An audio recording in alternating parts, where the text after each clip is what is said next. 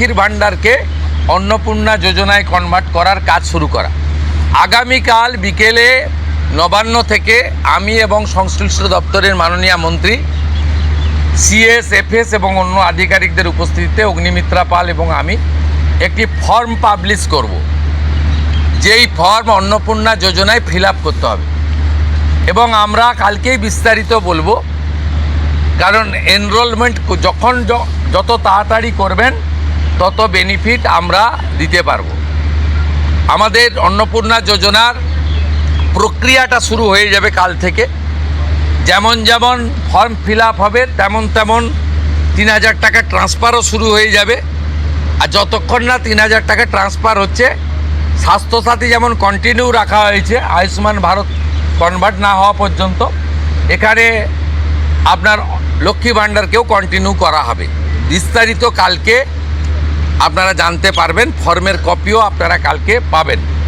Offline online অবশ্যই থাকবে, শুধু পাবলিকের উপরও ছেড়ে দেওয়া হবে না, বিধায়করা নিজ উদ্যোগে ফর্ম ফিল আপ করাবেন এবং সরকারও বিডিওদের নেতৃত্বে প্রত্যেক বাড়িতে বাড়িতে ফর্ম ফিল আপের জন্য সহযোগিতা করার জন্য লোক পাবেন। এবং মাথায় রাখতে হবে, ভারতীয়রাই কেবলমাত্র এই সুযোগ পাবেন, অভারতীয়রাই সুযোগ পাবেন না।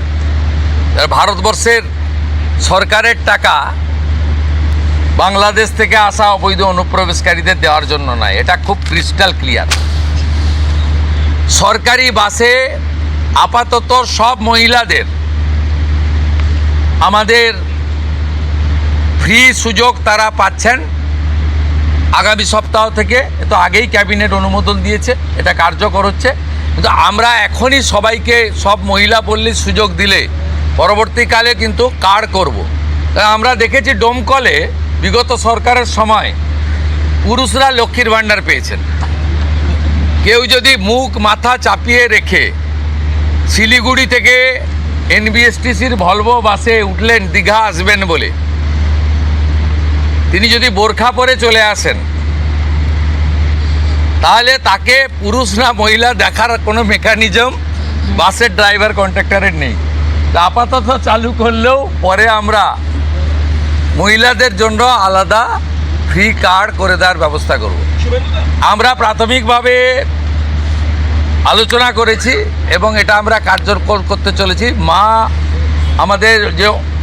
আমাদের মা ক্যান্টিন রয়েছে, সেই ক্যান্টিনগুলোতে 367টা, তাই তো অ্যাপ্রক্স 400-র কাছাকাছি সংখ্যা আপাতত এই থাকছে।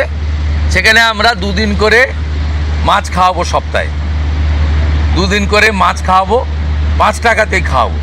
এই কাজগুলো আমরা করছি। বাকি অন্যান্য বিষয়গুলো হবে।